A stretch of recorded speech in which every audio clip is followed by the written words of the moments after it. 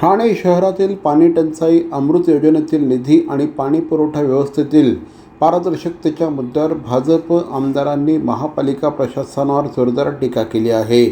भाजपच्या पत्रकार परिषदेत आमदार संजय केळकर आणि आमदार निरंजन डावखरे तसंच आमदार माधवी नाईक यांनी पाणी पुरवठ्याबाबत गंभीर प्रश्न उपस्थित केले.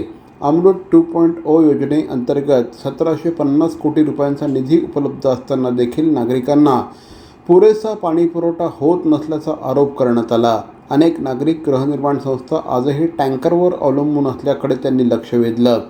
पाणी किती सोडलं, किती बिल झालं, किती महसूल वसूल झाला आणि पाणी किती बिनहिशोबी गेले याचा स्पष्ट हिशोब नागरिकांसमोर मांडण्याची मागणी यावेळेस करण्यात आली.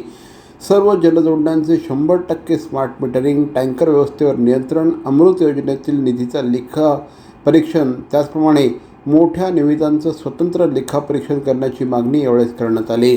महापालिकेने तातडीने कालबद्ध कृती आराखडा जाहीर न केल्यास व्यापक जनआंदोलन छेडण्याचा इशारा आमदार संजय केळकर यांनी दिला.